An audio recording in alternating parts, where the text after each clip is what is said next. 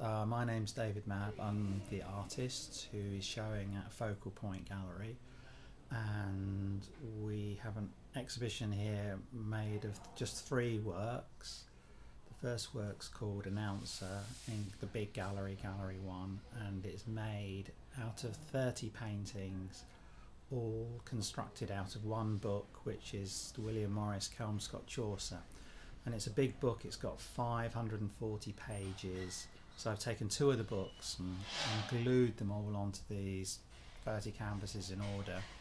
And then over that book I've painted images from another book by a Russian guy called El Lissitzky, who designed a book for a Russian poet called Vladimir Mayakovsky. And I've interwoven or meshed them together. I haven't just painted one image over the other. I've allowed parts of the William Morris book, the Kelmscott Chaucer, to come through the overpainting so that they sort of weave in and out of each other. So it's a really big book, and I chose those 2, a really big work, and I chose those 2 books because the Kelmscott Chaucer was sort of designed and set up by William Morris in the 1890s, and is meant to be this really amazingly huge book which is really significant in book design, except it's really archaic, it's very backward looking, it looks back to the Middle Ages as its model for what a book might be.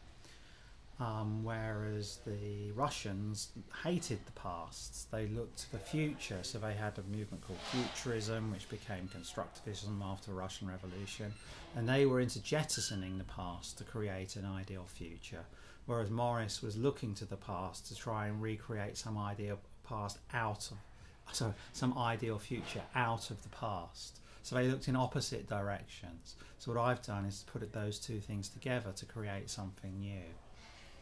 So that's in Gallery 1. In Gallery 2 is a work called Rhythm 69, which has got 69 pages from a William Morris wallpaper book. It's actually 70 pages because the first page is an image of Sanderson's, who made the wallpaper book, and it's an image of their offices in London, and that's got Rhythmus written across it, and then the 69 sheets of wallpaper, and over the 69 sheets of wallpaper I've painted a storyboard from a Hans Richter modernist film. So they're circles and squares and oblongs and shapes, and they're painted onto the wallpaper, but not just over it, but actually picking out parts of the pattern and leaving out other parts, so that I've modulated or altered the wallpaper into a sort of modernist form, because the Morris wallpaper is very, very decorative, and again is based on lots of older patterns from, I don't know, Renaissance France to Iranian patterns, all sorts of things that he sort of looked back and stole images from himself. And then lastly, in the what we call the window gallery, we have taken these big circles down which run along the front of the library building, the forum building, so you can now see into the gallery, and we've painted a big cross, a square and a circle, and they are again forms, very simple modernist forms, taken from another Russian artist called Kazimir Malevich.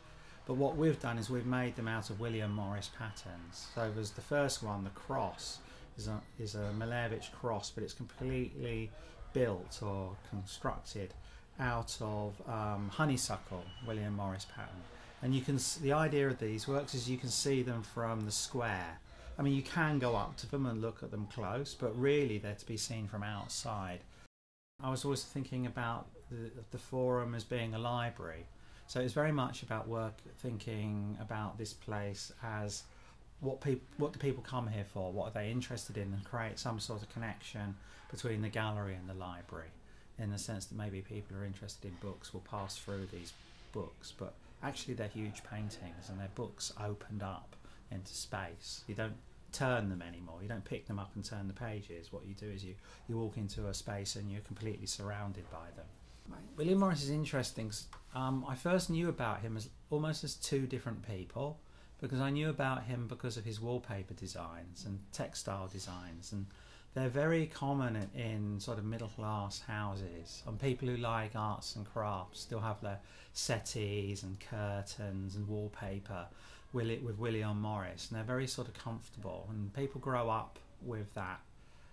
Well, a lot of people, not everybody, but a lot of people know about him. Even sometimes, like your grandmother will have a William Morris tea towel with William Morris patterns on it. So I knew about him as this fabric designer from the 19th century.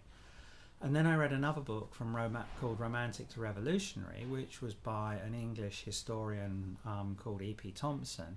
And he wrote this book, Romantic to Revolutionary, and it was about William Morris as a Marxist. It was about his development of setting up some of the first socialist parties in Britain in the 1880s, 70s, 80s and 90s. Sorry, 1880s and 90s. And about how he was really committed socialist, and he read Capital, and then he became a Marxist and wrote a very famous novel, utopian novel, a piece of science fiction called News from Nowhere, which is also widely read, which is about a future socialist society. And I thought, I couldn't quite work out what the connection was between the wallpaper designer and the Marxist, because normally sort of professional Marxists are economists or philosophers. They're not wallpaper designers. So it was just, at first it was trying to work out how these two people, which were actually the same person, connected. And then I began to see his wallpapers as political as well. So I began to look at wallpaper as being meaningful in the same way as a drawing or a painting might mean something to you as a reader or viewer. In the same way, I think wallpaper's full of meaning. And William Morris's wallpapers is really interesting because it's always sunny, it's always the summer in a way.